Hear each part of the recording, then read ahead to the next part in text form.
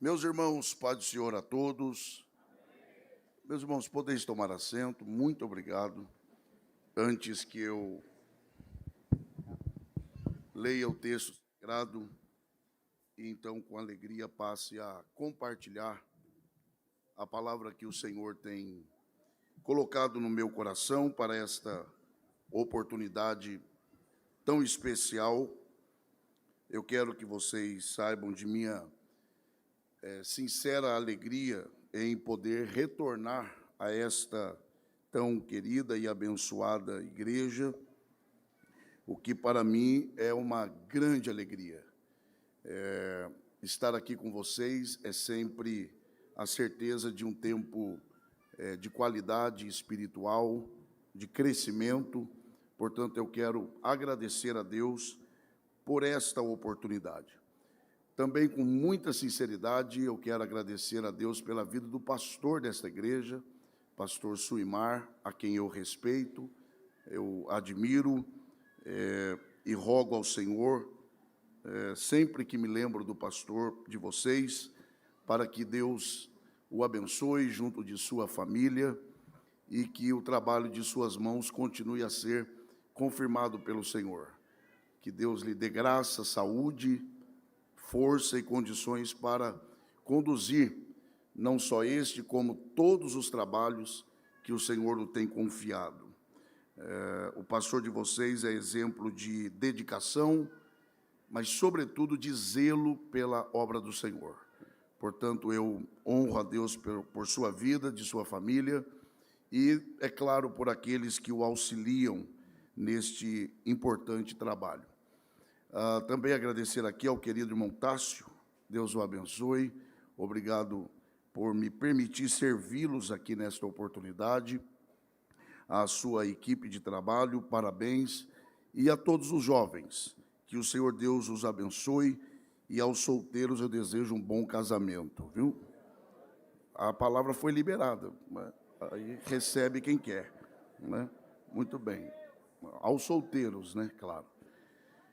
Agradecer a Deus por me permitir rever aqui o presbítero Adiel, né? Servimos a Deus na mesma igreja em São Paulo, embora nós tenhamos dificuldade de nos encontrar, mas o Senhor tem me permitido reencontrá-lo e ser alvo aqui das bênçãos do Senhor através do belíssimo ministério que o Senhor tem dado ao nosso querido presbítero Adiel. Que o Senhor o abençoe e lhe dê graça e saúde. Eu preciso perguntar isso a vocês. Eu sei que vocês estão aqui, acho que há 4 dias, e eu preciso perguntar isto. Quem aqui de verdade está disposto a continuar ouvindo a voz de Deus, diga amém. Amém. Eu, sendo muito sincero com vocês, perguntando ao Senhor, nesses últimos dias, sobre o que compartilhar, não só com a juventude, mas com todos os irmãos que aqui estariam, como estão, e o Senhor tem dado a mim uma direção para falar a partir de um texto e a respeito de um assunto que eu considero de fundamental importância. Para isso, eu convido você a abrir a sua Bíblia no Evangelho escrito por Mateus. Mateus, quando você encontrar este Evangelho que abre aquilo que nós conhecemos como o Novo Testamento, quando você encontrá-lo, localize aí, por favor, o capítulo de número 13. Eu vou pedir licença ao pastor da igreja para pedir, se possível, aumentar só um pouquinho do retorno para mim. Eu prometo não falar mais sobre isso, porque eu não vim aqui falar de som, né? Então, se puder, eu agradeço. Glória a Deus. Capítulo 13 do Evangelho escrito por Mateus.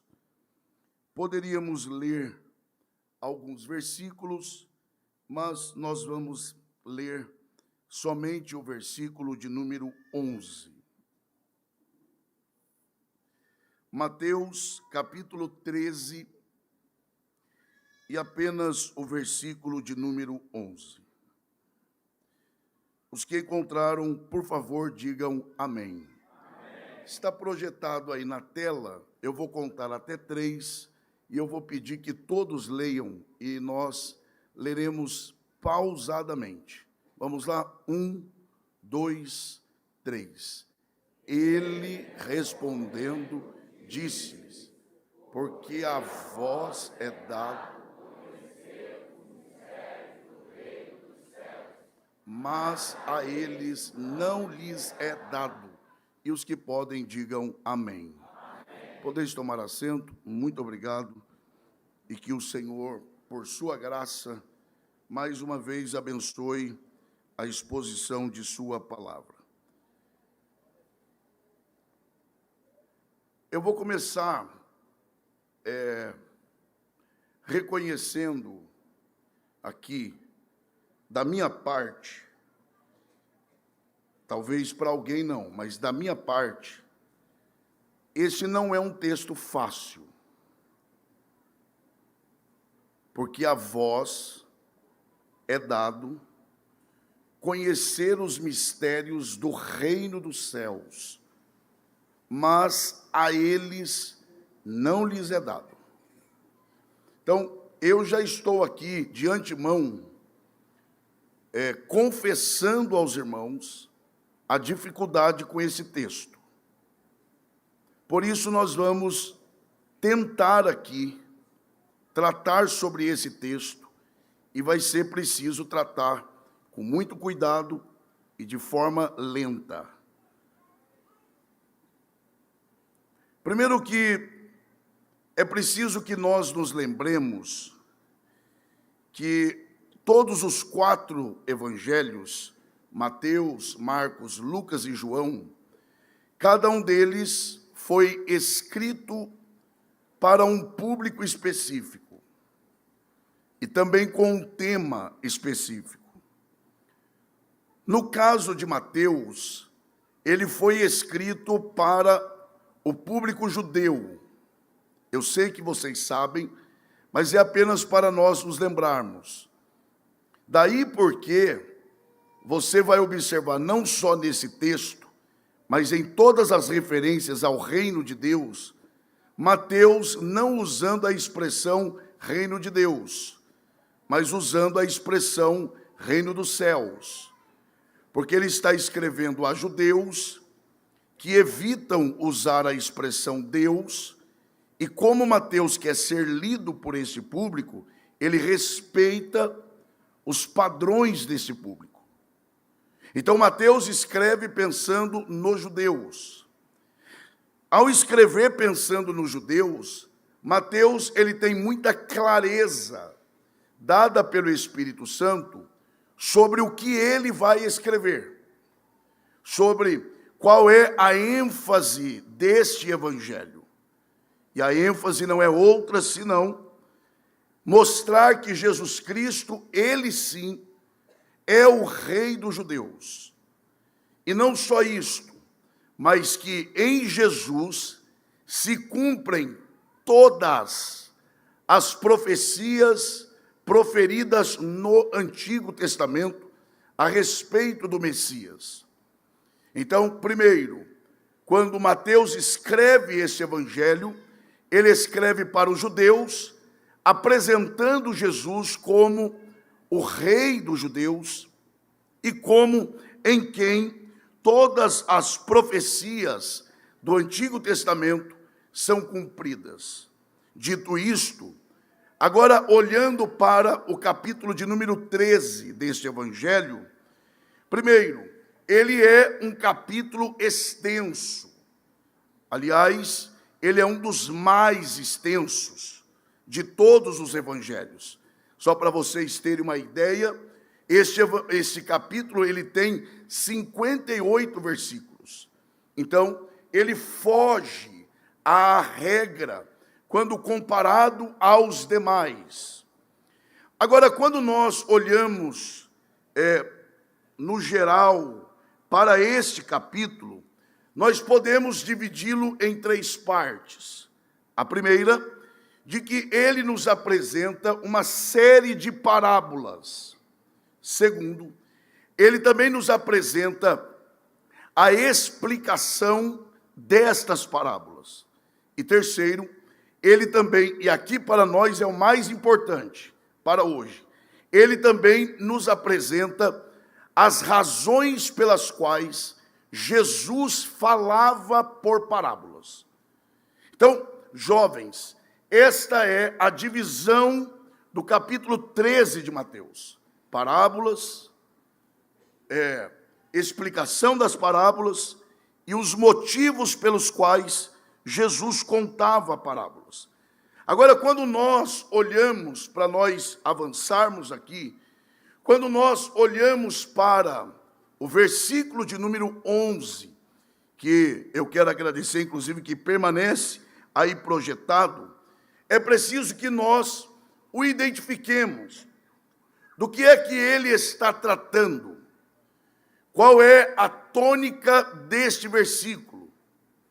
E vejam, e repito, não é uma tarefa fácil, pelo menos para mim, entender esse texto. Principalmente para nós que acreditamos no livre-arbítrio. Porque a vós é dado conhecer os mistérios do reino dos céus, mas a eles não lhes é dado. Quem pega esse versículo e extrai do contexto, parece que ele não faz sentido. Parece, inclusive, que há injustiça. Porque é dado a nós e não a eles. Para nós tentarmos entender isso aqui, é preciso ler esse texto e considerá-lo a partir de onde ele está inserido. Ou seja, ele é parte, escute isso aqui, ele é parte da explicação que Jesus dá da parábola que nós, repito, que nós, e vou dizer aqui sem medo, equivocadamente, chamamos de parábola do semeador. Então, esse texto, eu falei que ia ser devagar, esse texto, porque eu não quero errar, esse texto é parte de uma explicação de Jesus sobre a parábola que nós, de forma errada, chamamos de parábola do semeador. Ou seja, se nós lermos o versículo anterior, se puder colocar aí o versículo 10, na verdade, o versículo 11 é a resposta da pergunta do versículo 10. E acercando-se dele os discípulos, disseram-lhe: por que lhes fala por parábolas? É uma pergunta. A resposta vem no versículo 11. Coloque lá. E ele respondendo disse-lhes: porque a vós é dado conhecer os mistérios do reino dos céus, mas a eles que eu falo por parábola, não é dado. Quem está acompanhando, diga amém. Amém. Então, Jesus está respondendo a pergunta dos discípulos. Ele responde de forma objetiva, resumida, e a partir do versículo 12, Jesus ele vai ampliar a resposta. Então vejam, é como aquilo que vocês, jovens, chamariam de sintetizar, resenha, resumo. Jesus resume a resposta no versículo 11, e a partir do versículo 12, ele começa a ampliar a resposta. Ele vai dar explicações com mais detalhes do porquê ele falava com essas pessoas por meio de parábolas. Agora, é claro, este versículo 11, repito, ele é parte da explicação que Jesus dá sobre a parábola, que a gente chama de a parábola do semeador. Então não adianta a gente querer entender esse texto corretamente, é claro, sem considerarmos a relação disso com as parábolas. Ou seja, precisamos nos lembrar algumas verdades sobre parábolas. Afinal de contas, esse é o recurso que Jesus mais usou no seu ministério como pregador. Então, o que é uma parábola? Quem acompanha aqui, diga amém. O que é uma parábola? Parábola, eu vou ser breve nessa parte. Parábola significa colocar ao lado, pôr ao lado, estar ao lado. Então, para que serve uma parábola? Uma parábola serve basicamente para tornar a compreensão de um determinado assunto a ser tratado mais fácil. Então, quando Jesus contava parábolas, isso aqui é importante você gravar. Quando Jesus contava parábola, ele estava contando para facilitar a compreensão dos seus ouvintes. Ou seja, ele também estava contando para tornar o seu assunto mais interessante aos que o ouviam. Então, para isso, ele contava parábolas. Quais eram, então, os objetivos de Jesus contar parábolas? Primeiro, Jesus contava parábola para inserir os seus ouvintes na própria história. Segundo, ele também tinha o interesse de levar os seus ouvintes a reconhecerem seus possíveis problemas. Então, à medida que os seus ouvintes ouviam a parábola, eles iam se acomodando dentro da história. E eles iam dizendo: esse sou eu, aqui sou eu preciso mudar nisto. Então Jesus contava a parábola para levar os seus ouvintes a reconhecerem os seus próprios defeitos, os seus próprios erros. E não só isto, levar também os seus ouvintes a responder a estes valores. Então Jesus, ele contava parábolas para isto, não só isto. Quem é que gosta de ouvir histórias se não crianças? Então, quando Jesus contava uma história, ele estava dividindo o seu público, porque é mais ou menos assim. Imagine que alguém deixou os seus afazeres para ouvir um grande pregador. Quando chega lá, o pregador vai contar a história. Ele diz assim: eu perder meu tempo ouvindo história? Mas era isso que Jesus queria. Ele queria exatamente selecionar o seu público. Aqueles que já não quisessem ouvir, que fossem embora. Porque pelo menos ficavam os que estavam interessados. Então, Jesus contava parábolas para que já de início ele já começasse a selecionar o seu público, aqueles que o ouviam. Não só isto. Jesus também contava parábolas para cumprir parte da sua missão. Porque lembra quando a Bíblia diz que Jesus não veio para condenar? Então, quando Jesus contava a parábola, ele estava dando às pessoas a chance de, por si só, elas dizerem que estavam erradas, e não ele. Porque ele não veio para ofender ninguém. Quem está acompanhando, diga amém. Então, para isso, Jesus basicamente contava parábolas. Outro detalhe importante: Jesus não contava parábolas à toa, do nada. Por exemplo, me deu vontade de contar uma parábola, senta aí que eu vou contar. Não. As parábolas de Jesus, elas eram contadas a partir de duas situações. A primeira, ele contava parábolas a partir de uma pergunta. Vou te dar um exemplo. A parábola que a gente chama de a parábola do bom samaritano. Porque é a gente que chama isso. Não, pastor, está lá na Bíblia. Tá não. Está na Bíblia. Não. Está na epígrafe do texto. Quem chamou o samaritano de bom não foi Jesus. foi o tradutor da Bíblia. Em nenhum momento Jesus falou que o samaritano é bom. Ele disse que o samaritano teve uma atitude boa. Mas ter uma atitude boa não é ser bom. O que está é na epígrafe do texto. Mas o ponto aqui é que Jesus contou esta parábola a partir da pergunta daquele doutor da lei.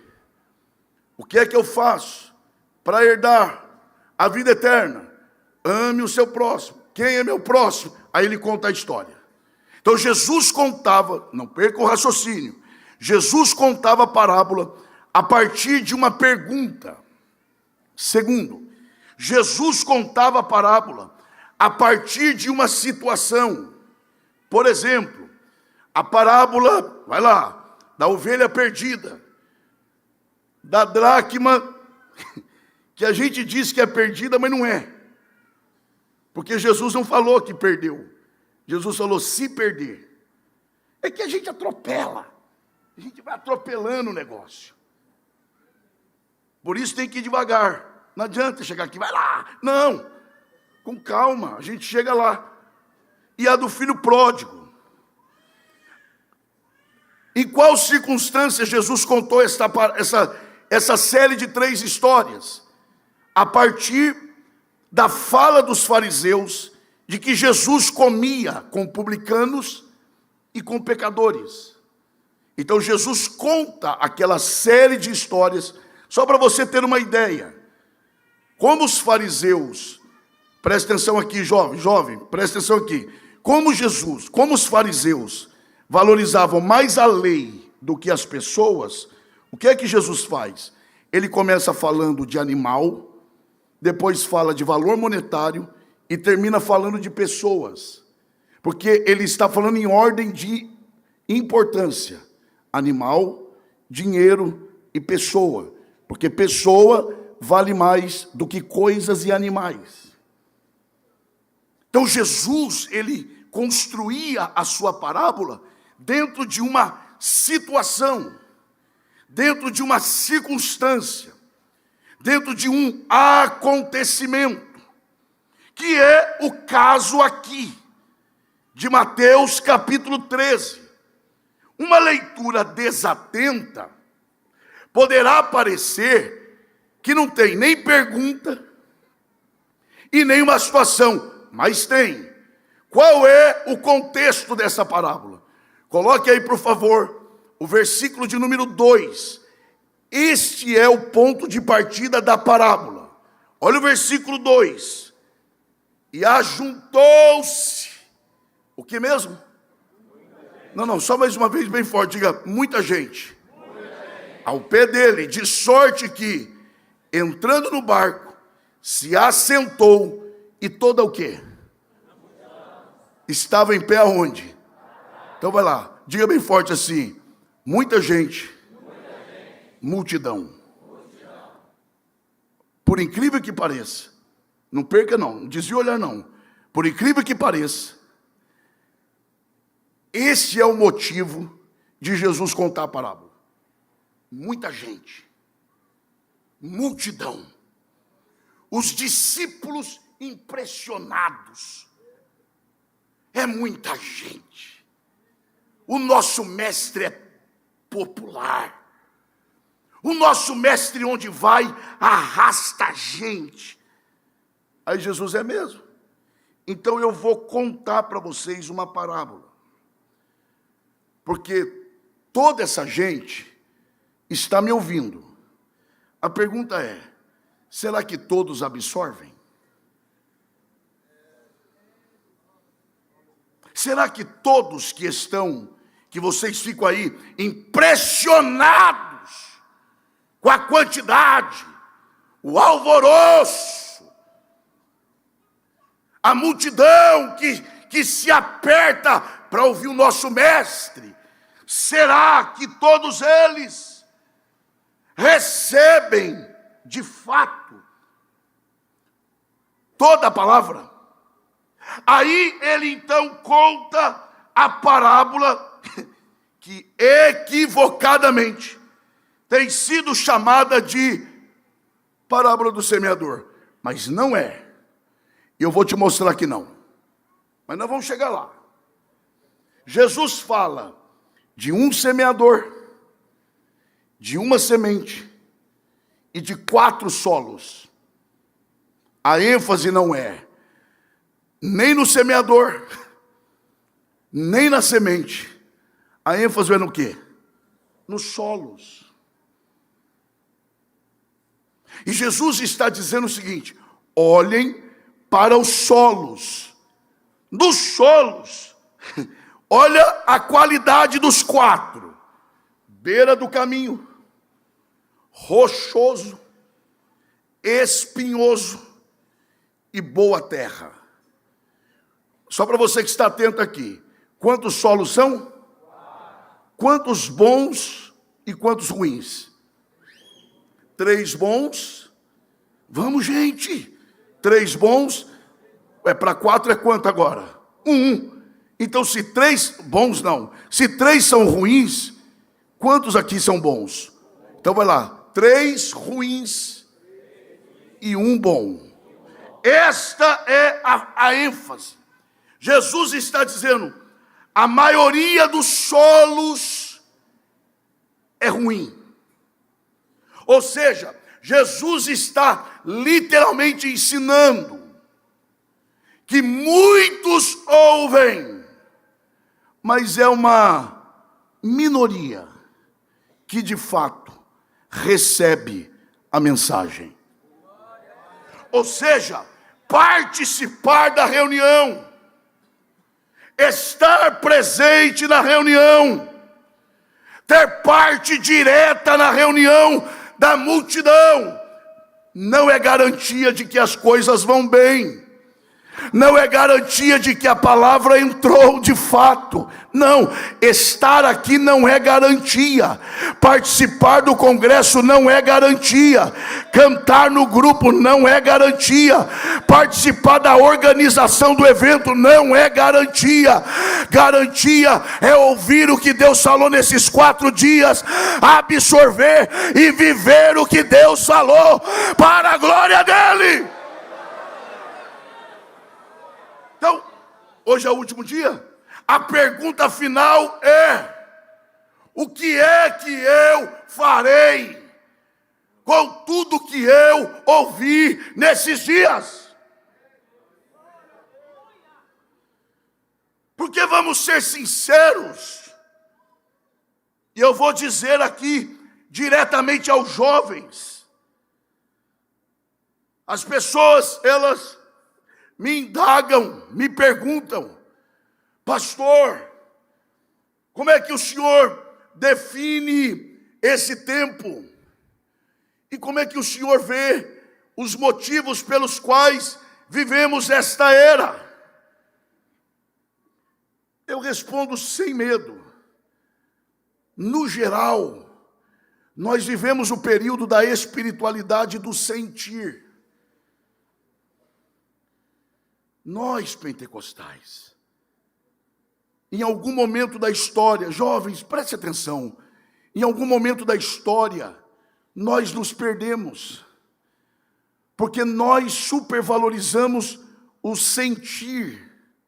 Por exemplo, um congresso como esse tem tudo para ser uma bênção, mas se não tomarmos cuidado, isso aqui pode ser exatamente a pedra de tropeço para você. Que isso, pastor? Verdade. E eu vou dizer por quê. 4 dias aqui. Quer ver? Quem é que sentiu a presença de Deus aqui? Diga amém. Amém. Você pode achar que por ter sentido o que você chama de presença de Deus é sinal de que tudo está bem. E aí o próprio diabo trabalhar. Você sentiu a presença de Deus. Deus está trabalhando em você. Está tudo bem. A sua vida vai bem. Mas é como se a vida espiritual se resumisse num culto. É como se a vida espiritual se resumisse num congresso.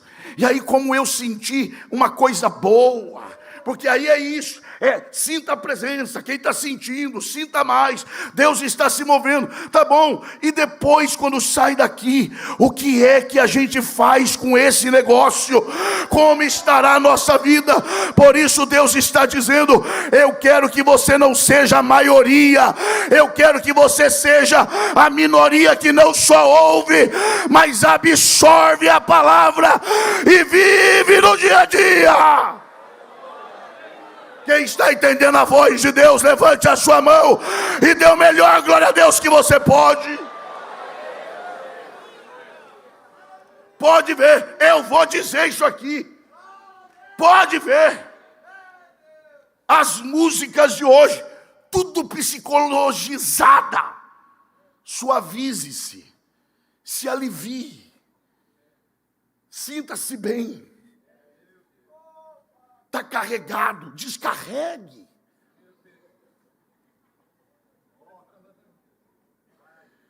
Está sofrendo, está chorando. Por quê? Dá para imaginar Paulo na prisão e Pedro escrevendo para ele, está chorando por quê? Se você tem um Deus que cuidar de você, Pedro, eles lá tinham tempo para isso, de escrever carta para dizer, vai se suavizar. Aí Paulo escreve para Timóteo, vem sofrer comigo, porque é aí que a gente vê se a semente caiu em boa terra ou não. Pois é isso que Deus está falando aqui nesse momento. É tempo de você ser de fato uma minoria, que enquanto a maioria ouve a palavra e fica aqui preso e não vive lá fora, mas para viver a verdade do Evangelho, quem recebe a palavra, adore ao Senhor. Onde está a mão que você levanta para adorar ao Senhor? Diga bem forte, Deus não tem uma espiritualidade do sentir, mas do viver. Posso até não estar me sentindo bem, mas eu vou viver. Diel, você só canta quando está bem? Já cantou mal? Não canta mal, que você não canta mal. Mas você já cantou estando mal? Sentindo tristeza, agonia, angústia, vontade de ir para casa, não querendo ver gente. Não são poucas as vezes que você não quer ver ninguém e você tem que ver uma multidão na sua frente. Ninguém canta só quando está sentindo bem. Ninguém prega quando está se sentindo bem apenas. Não é disso. Evangelho não é se sentir bem. Evangelho é ter convicção. É ter uma vida profunda na presença de Deus, ao ponto de resistir o sofrimento e honrar a Deus e as pessoas. Então vai lá. Olhe para cá. Levante uma de suas mãos aos céus. Diga, Deus, tem uma vida de profundidade para mim. Agora, isso aqui não tem nada profético, é didático. Olhe para quem está perto de você e diga, profundidade não é um lugar. Profundidade é o que acontece quando você se encontra com Deus.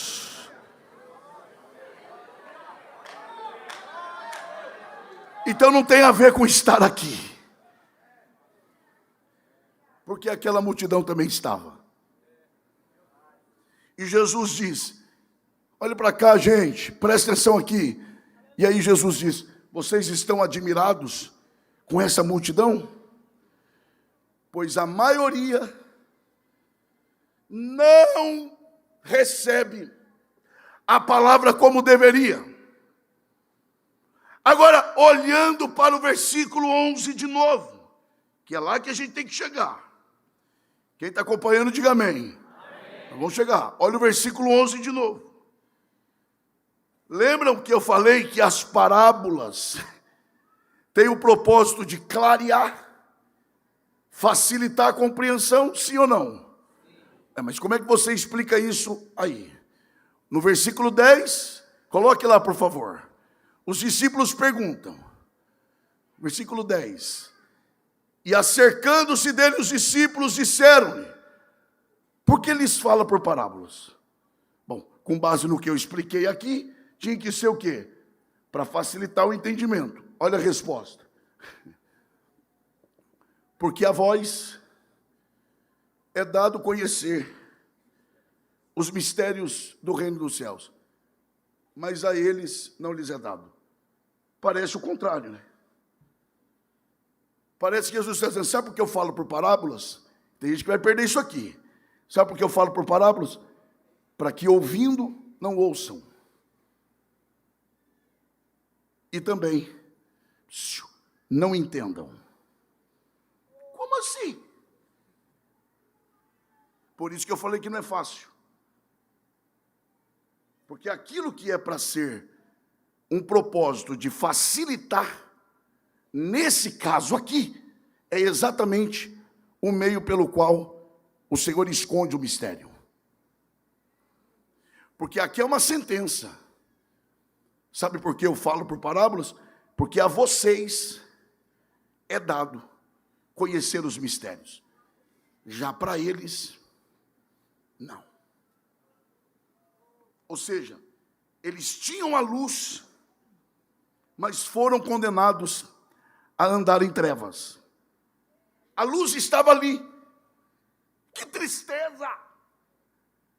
A própria luz ali encarnada.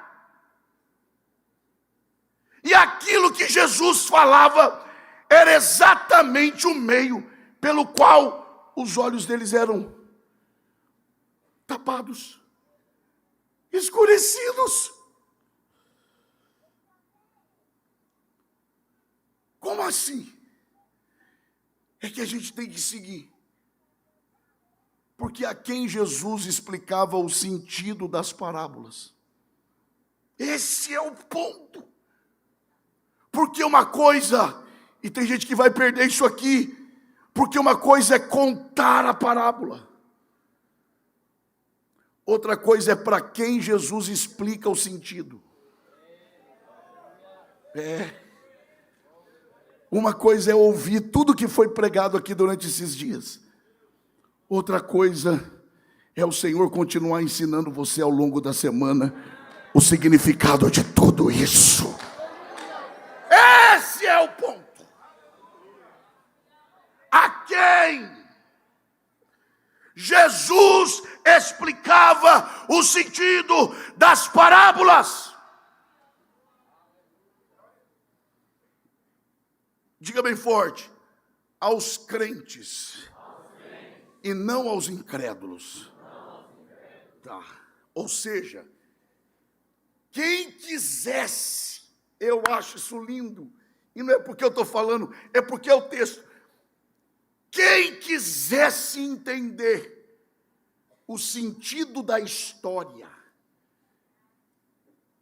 tinha que se tornar mais do que ouvinte. Eu não sei se você vai entender isso. Tinha que se tornar mais do que participante de culto. Mais do que integrante do congresso. Mais do que alguém que comprou, tem que comprar a camiseta, mais do que quem comprou a camiseta. Não é disso que Jesus está dizendo. Jesus está dizendo, quer saber o significado do que eu falei, vai ter que ser discípulo. Quem são os discípulos?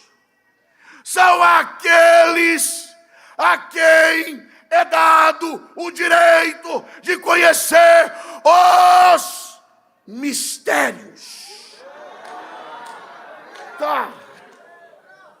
Oh, glória a Deus. E qual é a diferença da multidão para os discípulos?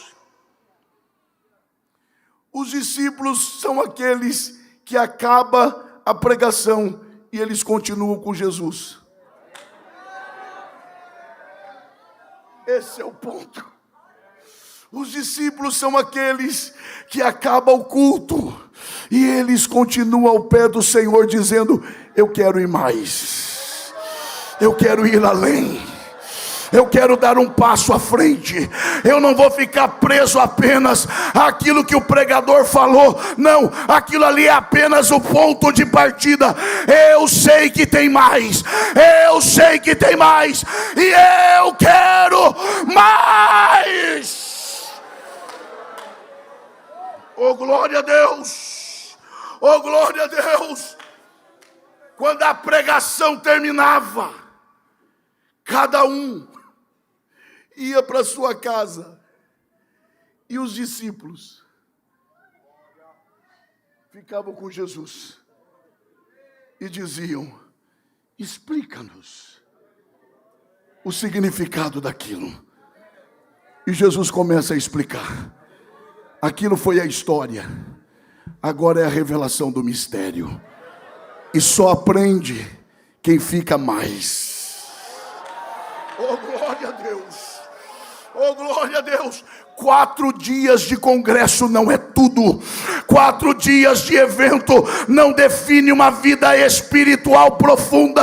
O que define é você decidir: eu vou dar um passo a mais, eu vou mais fundo, eu vou além. Quer ver que o que eu estou falando é verdade?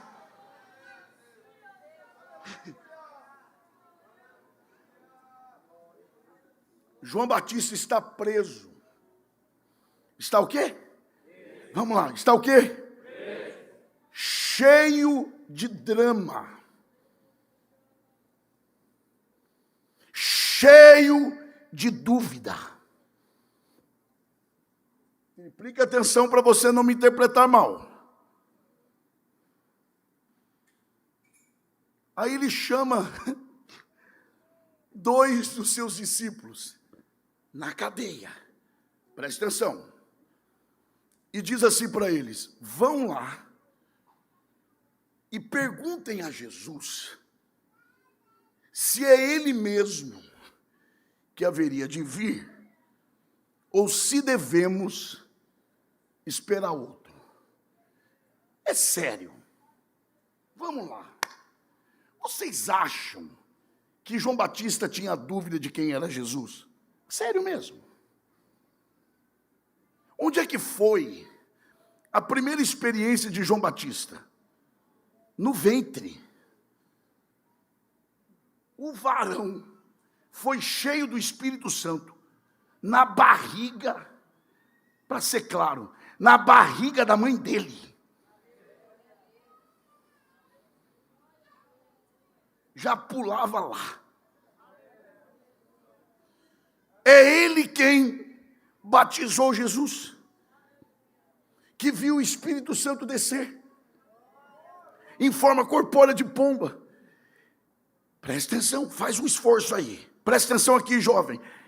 E ele ouviu o próprio Pai do céu falar: este é o meu filho amado. Então vai lá. Vocês acham que ele tem dúvida de quem é Jesus? Sim ou não? Pode falar, diga não. Sim ou não? Não. Então por que ele manda perguntar?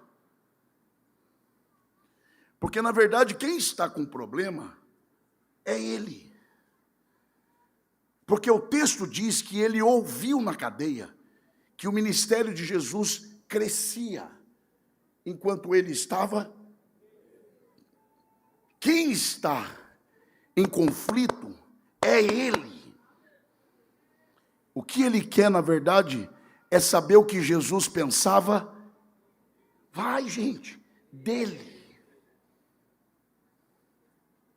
Aí ele chama 2 discípulos seus, e tem gente que perde essas coisas, e diz assim: vão lá e perguntem se é ele mesmo, ou se devemos esperar outro. O que ele está querendo, preste atenção aqui, é saber o que Jesus pensa dele. Lá vão os dois. Chegam em Jesus e perguntam: mestre, João Batista nos mandou aqui para perguntar: é o Senhor mesmo? Ou devemos esperar outro? Aí Jesus falou assim: faz o seguinte, fica para o culto. Fica no culto hoje. Fica, participa do culto. Aí o culto começa. Jesus inverte a liturgia, a ordem do culto. Ao invés de pregar primeiro e fazer milagre depois, ele faz milagre primeiro e deixa para pregar depois. Aí ele operou os milagres, olhou para os dois e disse assim: vão lá e digam para João que os cegos, é bonito, né? Vêm, os surdos ouvem, os coxos andam, os leprosos são purificados, e aos pobres é anunciado o reino dos céus. Sabe o que eles fizeram? Não esperaram o culto acabar. Levantaram e foram embora. Quando eles foram embora, o que é que Jesus começou a fazer? A pregar. E sobre quem Jesus pregou? Sobre quem? Pode falar. Sobre João Batista. E o que Jesus falou sobre João Batista? Tudo que João precisava ouvir. E aí Jesus começa: o que vocês foram ver no deserto? Um caniço agitado pelo vento? Um homem vestido de linho fino? Ou um profeta? Eu, porém, vos digo que vocês foram ver mais que um profeta. Não é tudo que um preso precisa ouvir? Porque dentre nascidos de mulher, ninguém é maior do que João. Mas o menor no reino do meu Pai é maior do que ele. Isso é loucura!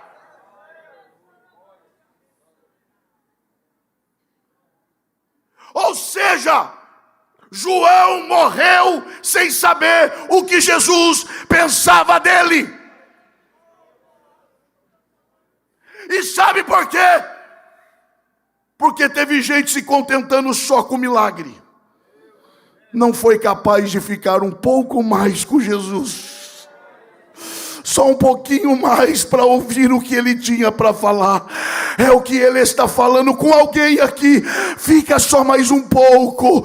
Não se enfade de mim. Fica mais um pouco e eu vou te contar coisas que você nunca imaginou ouvir. Eu vou te revelar os meus mistérios. Onde está a mão que você levanta para adorar ao Senhor? Agora sim é para ser uma bênção na vida do teu irmão. Toque o ombro de quem está perto de você. Se você sente a vontade, diga: Deus está dizendo, dê um passo a mais, fique um pouco mais, vai um pouco mais além. Não se contente só com isso aqui. Tem mais para você. Tem mais para você. Tem mais para você. Eu sinto a graça de Deus aqui nesse lugar.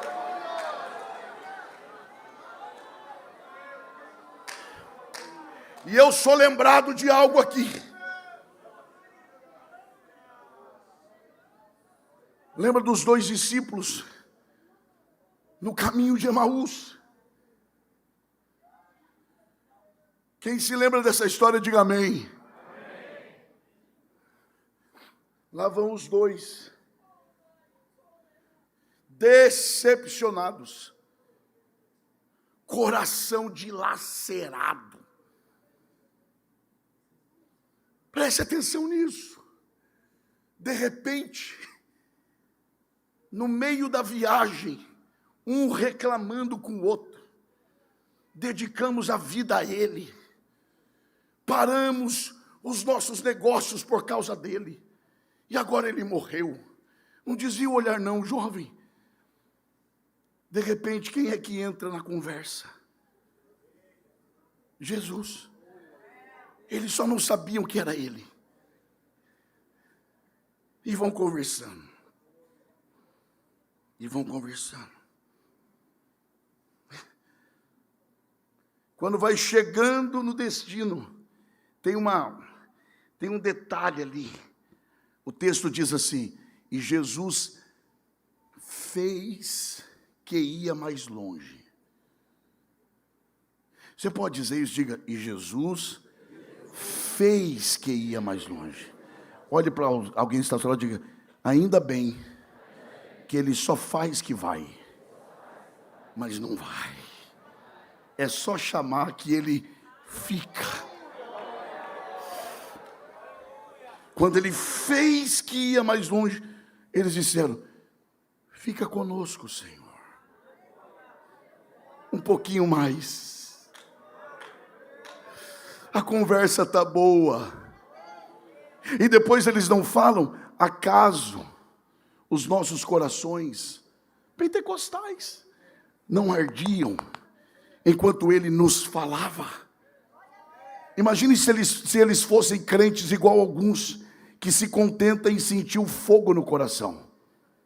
Ah, já sentimos, está bom. Já sentimos o fogo, está bom demais. Eles disseram: está bom não. Eu sei que tem alguma coisa a mais. A gente não tem certeza quem é, mas está bom demais para parar por aqui. Fica conosco, Senhor. Só mais um pouquinho, fica conosco. Ah, vocês fizeram o pedido certo, porque o melhor ainda está por vir. Quando ele entrou com eles, que foi orar para agradecer pelo alimento, ele sumiu da presença deles. Um olhou para o outro e falou: acaso os nossos corações não ardiam quando ele nos falava? Vamos retornar à viagem agora, não mais como decepcionados, não mais como amargurados, mas como alguém que tem a notícia e dizer: ele se revelou a mim, ele se mostrou a mim. Quem deseja ir um pouco além, quem deseja ir um pouco além, levante a sua mão e adore ele. Porque ele vai churrecar o elevado.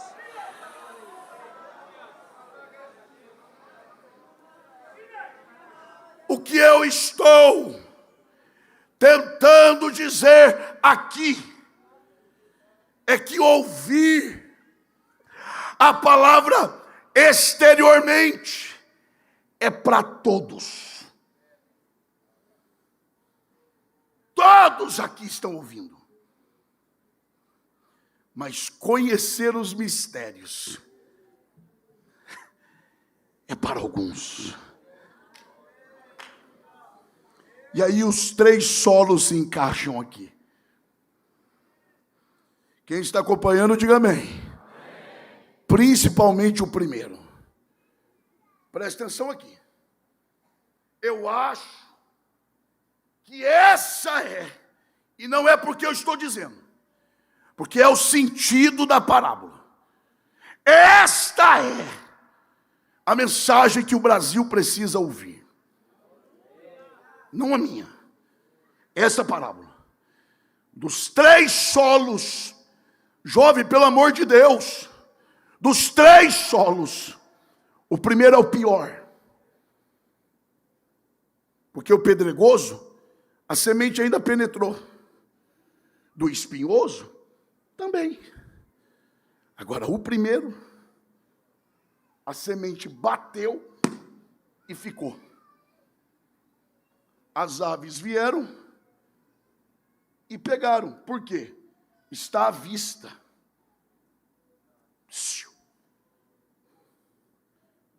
Qual é o sentido disso aqui? O Senhor está contando essa parábola para quem? Judeus. Você acha que aquela beira do caminho sempre foi daquele jeito? Não. Se tornou em terra dura. E por que se tornou? De tanto o semeador pisar nela. Sabe o que é?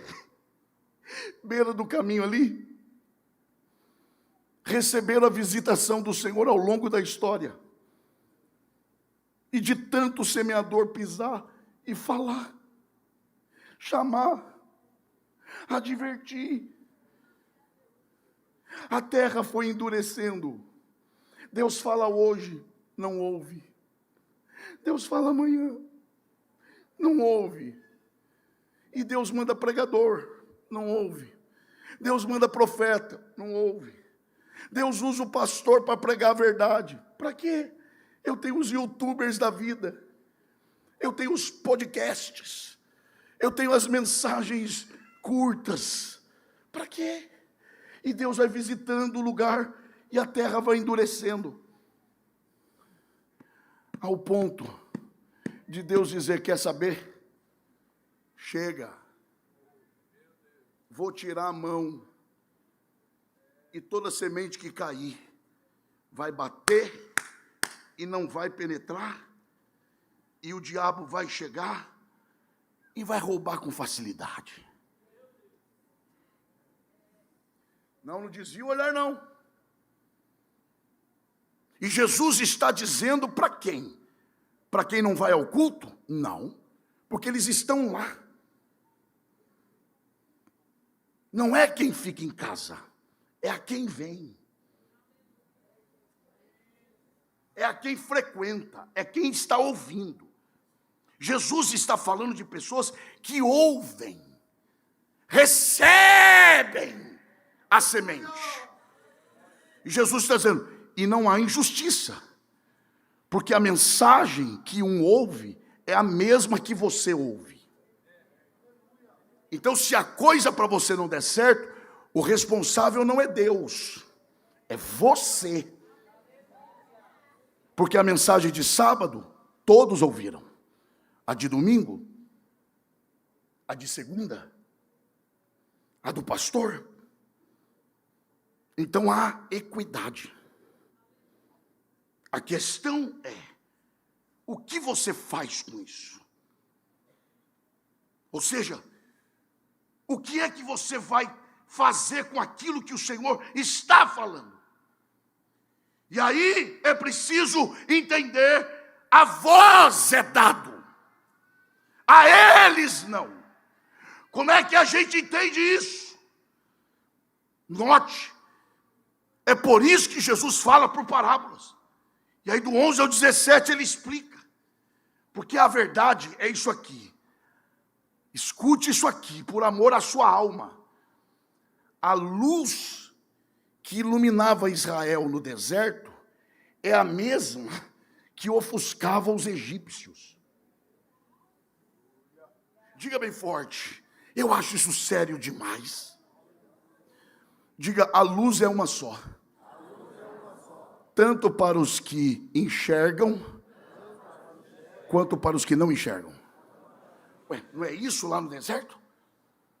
A luz que iluminava Israel ofuscava os egípcios. Quer ver? Eu sei que é duro.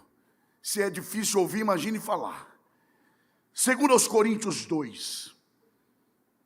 Eu quero que vocês jovens entendam isso. Segundo aos Coríntios 2, do 14 ao 16. Pastor, não é culto de ensino. Então, tá bom. Então tá. E por que só tem que ler a Bíblia em culto de ensino? Vamos lá. Vamos ler juntos? 1, 2, 3. E graças a Deus, Ele sempre nos faz triunfar em Cristo, e por meio de nós manifesta em todo lugar o cheiro. Para aí. Olha isso. Por meio de nós. Ô jovem, não perca isso não. Por meio de nós, manifesta em todo lugar o cheiro do seu conhecimento. Ah, é lindo, é lindo, é lindo, é lindo. É lindo, lindo é agora. Põe o 15 aí. Vamos lá, 1, 2, 3.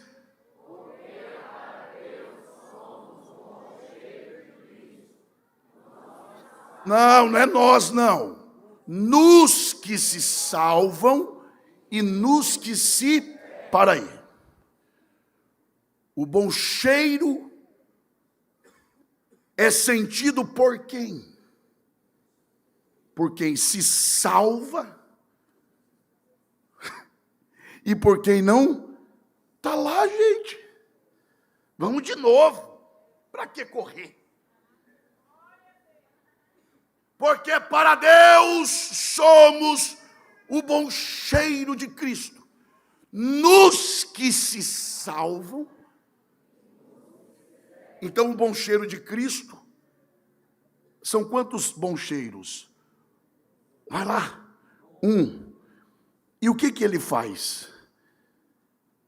Ele é sentido tanto pelos que são salvos, pelos que se perdem. Mas o cheiro é um só. Agora a gente entende melhor. Olha o 16. Para estes, volta lá o 15. Para estes quem? Os últimos. Para quem? Para os que? Põe lá, o 16. Para estes, quem é? Os que se perdem. Certamente. Mas para aqueles que são quem? Os que se salvam. Cheiro de. E para estas coisas, quem é idôneo? É um mistério isso aqui. E o cheiro é um só. Vocês estão interessados? Digam amém. Amém. O cheiro é o mesmo para os que se salvam e para os que se... Tá, cheiro de morte para os que se perdem e cheiro de vida para os que são salvos. Tá, e quantos cheiros são? Um só. É o mesmo cheiro. É que tem sentido diferente.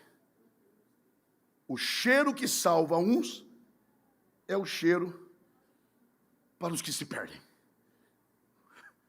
Como assim? Vou tentar explicar o que é que Paulo queria dizer. Naquela época, quando ele escreve isso para a igreja em Corinto, ele sabe que a igreja entende o que ele quer dizer. Que na época que tinha as guerras, o que ocorria? O exército vencedor trazia os despojos e os prisioneiros de guerra e entravam na cidade triunfantes. Não é assim que ele começa o versículo 14? Que nós triunfamos? É isso ou não é? Essa é a ideia. Não, faz um esforço, está acabando. Tenha esperança, vai acabar. No versículo 14 ele fala de triunfo, porque é o exército que venceu. Entra triunfante na cidade. Os moradores da cidade recebem os vitoriosos. Como? Jogando flores na estrada. Os soldados entram marchando. Preste atenção nisso, jovem. Os soldados entram marchando com os prisioneiros de guerra. Preste atenção nisso, à medida que eles vão marchando, eles jogam flores e eles vão pisando na flor. À medida que eles pisam na flor, o que é que sobe na cidade? Cheiro. Quem sente o cheiro? Os livres e os presos. Para os livres, o cheiro tem um significado. Para os presos, mas é o mesmo cheiro. Para os livres é vencemos. Para os presos é morremos. É isso aqui. A mensagem é uma só. Para os que recebem e vão um pouco além, a mensagem é de que? Revelação de mistério. Agora, para quem ouve e fecha o coração, é condenação. Eu te mostro isso. O que é que Jesus disse? Aquele que crer e for batizado será o quê? Mas aquele que não crê, no quê? Na mensagem que salva o que crê. Porque o evangelho que salva o que crê é o evangelho que condena o que não crê. Era melhor não ter ouvido, era melhor não ter tido participação. Mas se já temos participação, Deus está dizendo: não pare aqui, peça para ir um pouco mais, e eu me revelarei a você. Oh, glória a Deus. Onde está a mão que você levanta para adorar ao Senhor? Abraça essa pessoa que está perto de você e diga para ela: é melhor a gente pedir a Deus para irmos um pouco mais, e Ele nos revelará os seus mistérios. Eu vou encerrar. E a gente encerra aqui. Mas que mistérios são esses? 5 minutinhos. Que mistérios são estes? Ele coloque lá, por favor, Mateus, de novo, o mesmo texto, 13:11. Ele coloca, olha lá, a vós é dado conhecer os mistérios do quê? Vamos lá, gente, do reino dos céus. Mistérios do reino dos céus. Você pode dizer isso? Diga: mistérios do reino dos céus. Isso. Ele liga as coisas. Por quê? Que mistério é esse? Lógico que ao falar sobre reino, ele está falando de algo que está por vir. É verdade. Mas que também já estava. Por quê? Porque Cristo já está ali. Eles tinham certeza, há um reino a vir. É verdade. É o que todos esperavam. Mas aos meus discípulos é revelado o quê? Sabe esse negócio que eles estão dizendo que ainda virá? Então, já está aqui. Eles estão olhando para frente, pois eu digo para vocês que ficam comigo, pode olhar para mim. O reino já chegou. Oh, glória a Deus. E aí está a revelação. E sabe o que é a surpresa disso? E a maioria não absorve isso de verdade. A surpresa está aqui. Coloque aí, por favor. Não é culto de doutrina. Efésios 3, 9 e 10. Efésios 3, 9 e 10. A surpresa do reino aqui, ó. Ah, Jesus. Vamos lá, 1, 2, 3. E demonstrar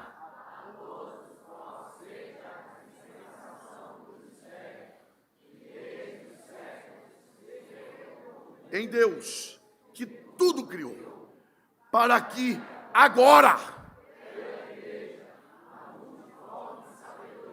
seja dos principados e potestades nos céus. Não, tem que ler de novo. Para que agora, a surpresa é aqui, ó, pela igreja. Cuidado com o que você anda falando da igreja. Cuidado com o que você anda. Aí eu estou falando, presta atenção aqui. Cuidado com o que você anda falando da igreja.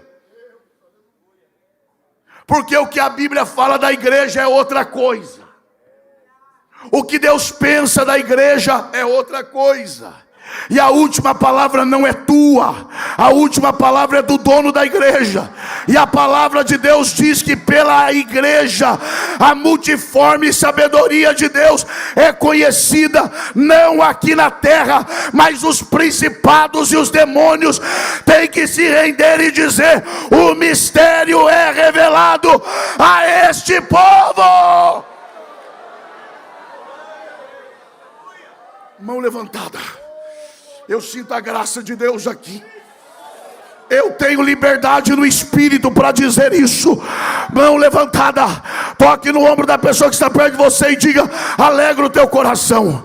Com toda a nossa fraqueza, nós somos partes da igreja, e a nós é revelado o mistério de Deus. A nós é revelado o mistério de Deus. Que leva churremas, que leva o inchori, que leva.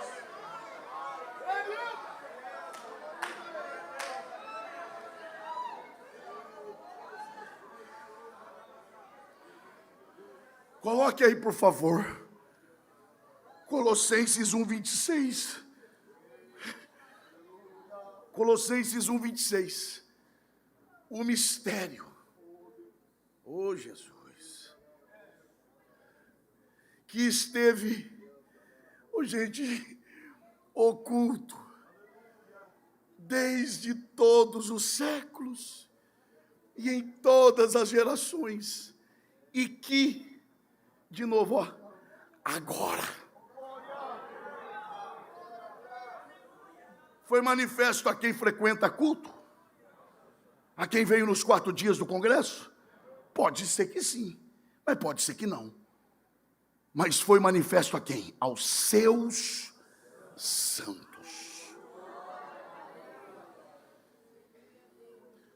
Pastor, e que mistério é esse? A Bíblia responde. Coloque aí 27. Olha que mistério é esse. Aí esse eu quero que vocês leiam. 1, 2, 3. Nos quais, lento, quais são as riquezas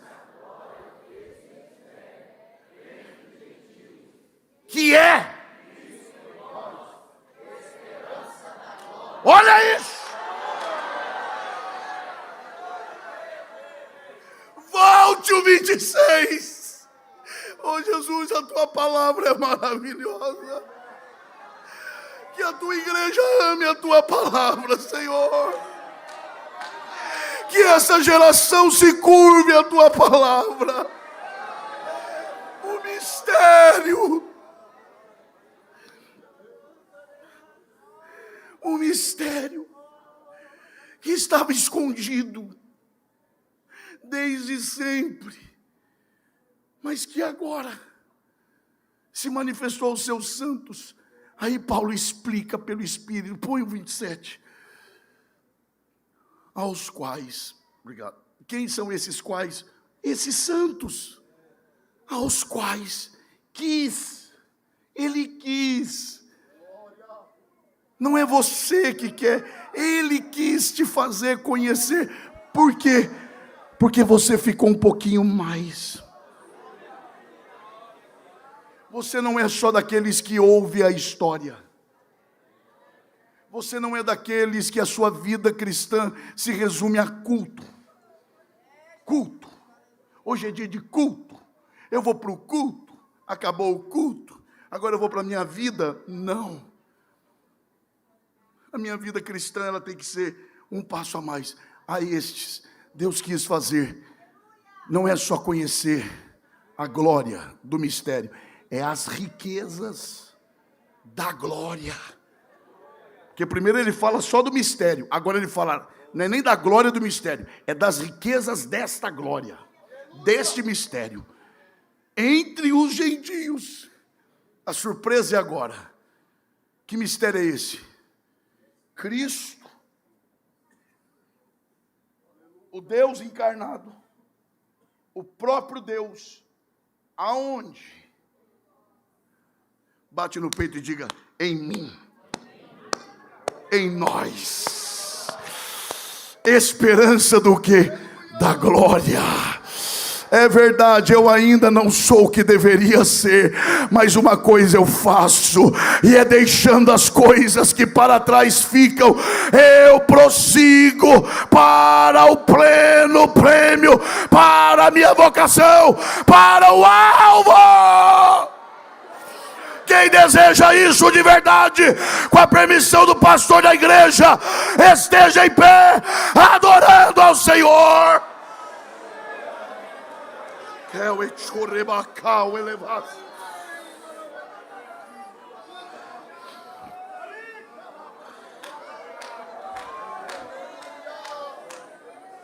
Jovens, ouçam-me por favor.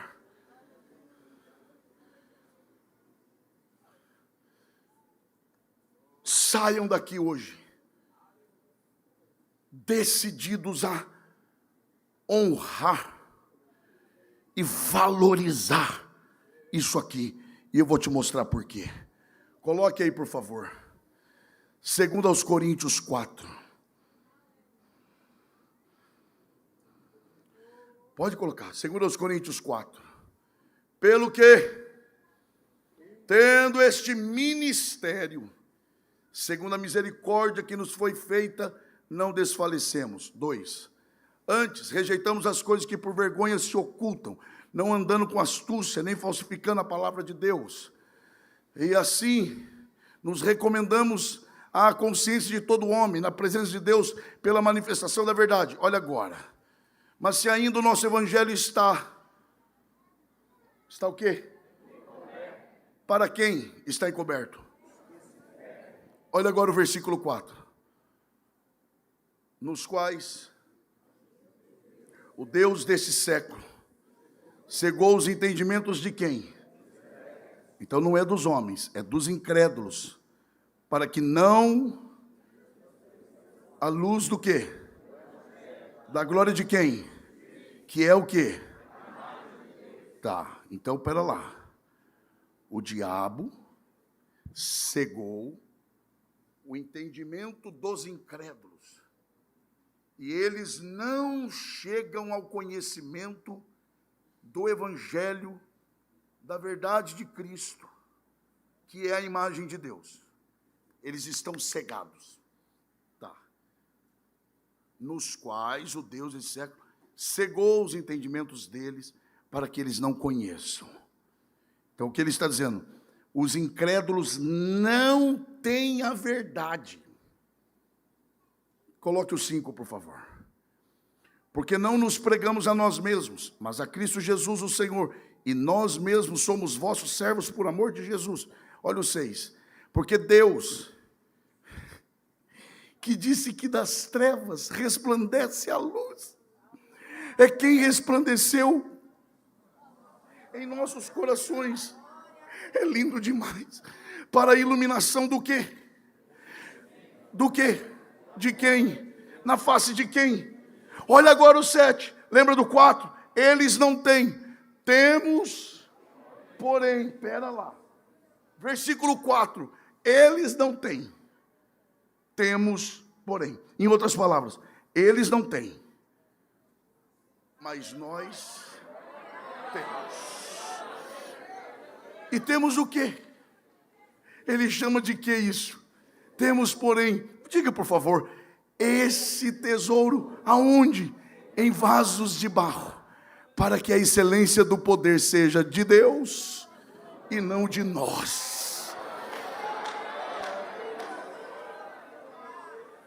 Eles não têm, mas nós temos. Olhe para quem está ao seu lado e diga: vamos honrar isso. Vamos valorizar isso.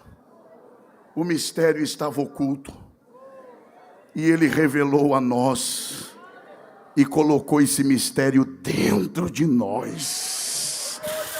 Não vamos parar no culto, não. O culto não pode terminar, ele tem que continuar da porta para fora. O culto tem que continuar nas suas conversas de WhatsApp. O culto tem que continuar nos seus acessos à internet. O culto não pode se prender ao que você sente quando alguém canta maravilhosamente como o presbítero Adiel. Você não pode se prender apenas ao que sente quando alguém prega. Não, o culto tem que continuar. Você é o próprio culto. Nós somos o culto. Quem entende a voz de Deus, adora Ele nessa noite. Eleva churrebacau, eleva.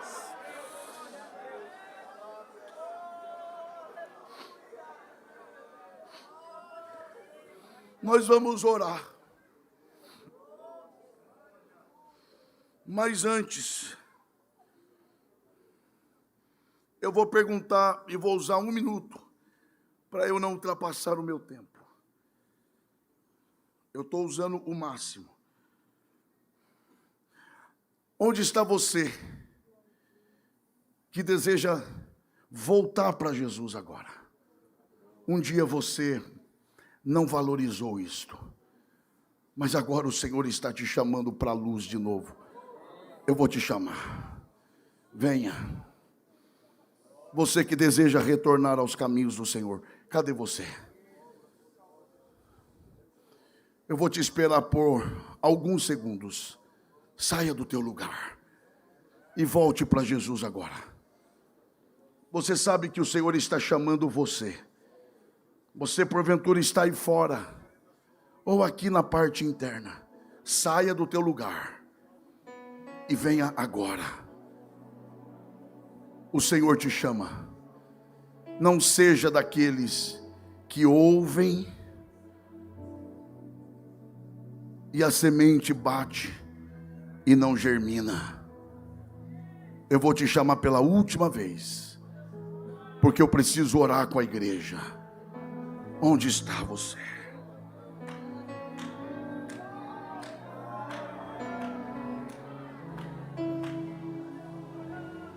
Aqui está uma vida preciosa para Jesus. Bom, no céu está tendo festa, né? Eu vou usar parte desse último minuto que eu tenho para insistir com você. Você está voltando para Jesus. Mais uma vida aqui. Mas eu vou insistir 20 segundos. Porque ainda há alguém que precisa voltar agora.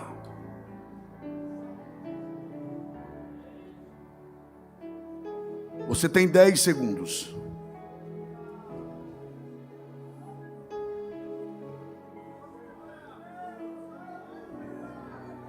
Cada quem conhece a individualidade de si mesmo. Aqui está mais uma vida. Outra vida. Mas eu vou dizer só mais esta vez. Há alguém aqui que precisa voltar para o Senhor agora.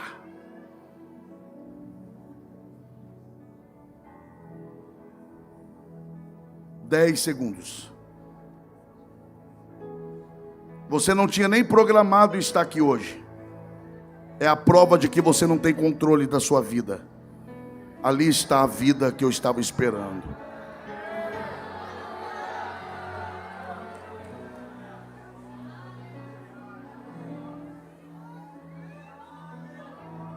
Você não é parte dos que se perdem. Você é parte dos que serão salvos. O diabo tentou sedimentar o teu coração e tornar o teu coração uma terra dura. Pelas filosofias desta vida. Pelas ideologias desta vida. Mas o Evangelho supera todas elas. Cristo é maior do que tudo. Cristo é maior do que tudo. Cristo em vós, esperança da glória. Quem aqui tem este Cristo, levante as duas mãos e dê um brado de glória.